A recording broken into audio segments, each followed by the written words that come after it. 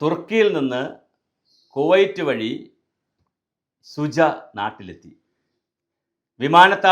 നെടുമ്പാശ്ശേരി വിമാനത്താവളത്തിലെത്തിയപ്പോൾ തന്നെ പുറത്തേക്ക് വന്ന്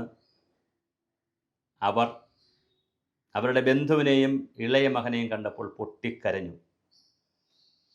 പത്രക്കാരും മീഡിയകളും എല്ലാം അവരുടെ ചുറ്റും വളയുന്നു. അവർക്കൊന്നും പറയാനില്ല. അവർ വളരെ കുനിഞ്ഞ മുഖത്തോടുകൂടി നിർനിമേഷയായി കരഞ്ഞ് കലങ്ങിയ കണ്ണുനീരുമായി അവർ കാറിൽ കയറി അവർ തേവലക്കരയിലേക്ക് പോയിട്ടുണ്ട്.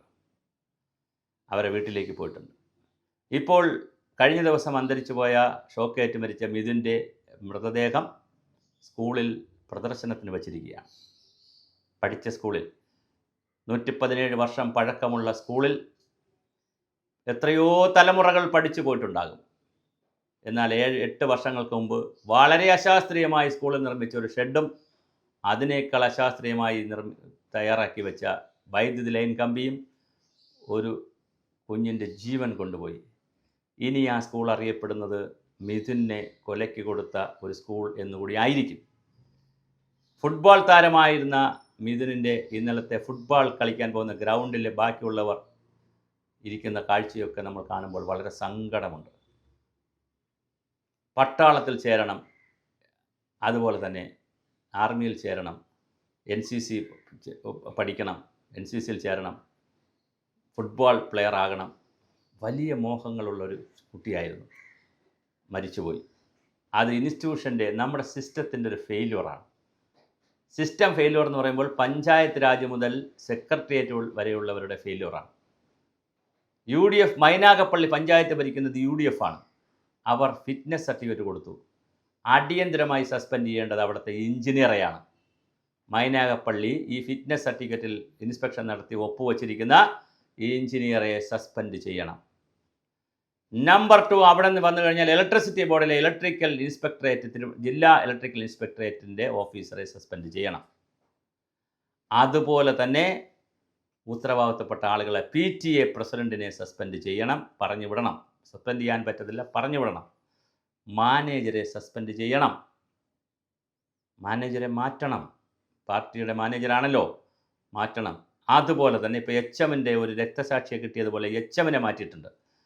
വേറെ എല്ലാവരെയും വെള്ളപൂശിയിരിക്കുകയാണ്. 3 ലക്ഷം രൂപ പോക്കറ്റ് മണി കൊടുത്തു എന്നൊക്കെയാണ് മന്ത്രി പറയുന്നത്. പോക്കറ്റ് മണി കൊടുക്കുന്നത് ബർത്ത്ഡേ ആഘോഷിക്കാനും ഡ്രസ്സ് എടുക്കാനുമൊക്കെയാണ്. ആരുടെ ബർത്ത്ഡേ, ആർക്ക് ഡ്രസ്സ് എടുക്കാൻ? 13 വയസ്സായ മകൻ മരിച്ച്, മൂത്ത മകൻ മരിച്ചിട്ട് അമ്മയ്ക്കും കുടുംബത്തിനും എന്തിനി എടുക്കാനാണ്? 10 ലക്ഷം രൂപ KSTA കൊടുക്കുമെന്ന് പറയുന്നു. 5 ലക്ഷം രൂപ ഇലക്ട്രിസിറ്റി ബോർഡ് കൊടുത്തു കഴിഞ്ഞു. എന്തായാലും എത്ര തുക കൊടുത്താലും 20 ലക്ഷം രൂപയ്ക്ക് താഴെയുള്ള വീട് വെച്ച് കൊടുക്കുമെന്ന് പറയുന്നു കേരള സർക്കാർ. മകൻ്റെ +2, ഇനിയൊരു അനിയനുണ്ട്, അവൻ്റെ +2 വരെയുള്ള പഠന ചെലവ് സർക്കാർ ഏറ്റെടുക്കുമെന്ന് പറയുന്നു. ഭാര്യയ്ക്ക് ജോലി, അവർ വിദേശത്ത് പോയി കൂലിവേല വീട്ടുജോലി ചെയ്യുന്നവരാണ്, അവർക്ക് ജോലി കൊടുക്കണമെന്നുള്ള ഡിമാൻഡ് വന്നു കഴിഞ്ഞു. എന്തെല്ലാം കൊടുത്താലും ഇതെല്ലാം കൊടുത്ത് ഈ വിഷയം നമ്മൾ അടച്ചു വയ്ക്കുമോ എന്നുള്ളതാണ് ഭയം. കോട്ടയം മെഡിക്കൽ കോളേജിൽ അവിടെ കെട്ടിടം ഇടിഞ്ഞു വീണ് മരിച്ചപ്പോൾ അവിടുത്തെ സൂപ്രണ്ടിനെയോ പ്രിൻസിപ്പാളിനെയോ ആരും ഒന്നും ചെയ്തില്ലല്ലോ. മാത്രമല്ല അദ്ദേഹം വളരെ മിടുക്കനാണെന്നുള്ള രീതിയിൽ അദ്ദേഹത്തിൻ്റെ മറ്റ് ഓപ്പറേഷൻ, അദ്ദേഹത്തിൻ്റെ മറ്റ് കരിയറും പിന്നെ പ്രൊഫഷണലിസവും ഒക്കെ കൊണ്ടുവന്നുകൊണ്ട് ഇതിനെ മുക്കി. ഇവിടെ സമാനമായ രീതിയിൽ ഈ സ്കൂളിൻ്റെ, ഈ ബോയ്സ് ഹൈസ്കൂളിൻ്റെ ഈ അപകടത്തെ വളരെയധികം ലഘൂകരിച്ചാണ് കാണുന്നത്. അതിനിടയിലാണ് ചിഞ്ചുറാണിമാർ സൂമ്പ കളിക്കുക, തള്ളിപ്പറയുക, പിന്നെ ഖേദം പ്രകടിപ്പിക്കുക. എന്തൊക്കെയാണ് ഇവിടെ നടക്കുന്നത്? ഇവിടെ ഒരു സിസ്റ്റം ഉണ്ടോ? ഇല്ലാത്ത സിസ്റ്റം എങ്ങനെയാണ് ഫെയിലുവർ ആവുക? ഉള്ള സിസ്റ്റമാണല്ലോ ഫെയിലുവർ ആവുന്നതും സക്സസ് ആവുന്നതും. ഇവിടെ സിസ്റ്റം ഉണ്ടോ എന്നുള്ളൊരു ചോദ്യം വളരെ പ്രധാനമാണ്. ആരോഗ്യവകുപ്പിൽ സിസ്റ്റം ഉണ്ടോ? ഉന്നത വകുപ്പിൽ ഒരു സിസ്റ്റം ഉണ്ടോ? അവിടുത്തെ ആ ഉന്നത വിദ്യാഭ്യാസ വകുപ്പിലെ ഉന്നത വിദ്യാഭ്യാസ സെക്രട്ടറിയെ സസ്പെൻഡ് ചെയ്യേണ്ട സമയം കഴിഞ്ഞു. ഈ കീം എന്ന് പറയുന്ന അത്ഭുതം നടത്തിക്കൊണ്ടുവന്ന് അതിനകത്ത് 2 തരത്തിലുള്ള ഓർഡറുകളുമെല്ലാം കൊണ്ടുവന്ന് CBSEക്കാരെയും ICSEക്കാരെയും സ്റ്റേറ്റ് സിലബസുകാരെയും തമ്മിലടുപ്പിച്ച ആ സെക്രട്ടറിയെ സസ്പെൻഡ് ചെയ്യണം. സെക്രട്ടേറിയറ്റിൽ നിന്ന് IASകാരനാണോ കാര്യമാണെന്ന് എനിക്കറിയില്ല. എന്തായാലും ഉന്നത വിദ്യാഭ്യാസത്തിൻ്റെ സെക്രട്ടറിയെ സസ്പെൻഡ് ചെയ്യണം. അങ്ങനെ തുടങ്ങിയാൽ സസ്പെൻഷൻ്റെ പരമ്പര തന്നെ വേണ്ടിവരും. തീർച്ചയായിട്ടും അതിലേക്ക് നമ്മൾ പോകേണ്ടി വരും. സിസ്റ്റം ഉണ്ടെങ്കിലല്ലേ ഫെയിലുവർ ആവുന്ന വിഷയമുള്ളൂ.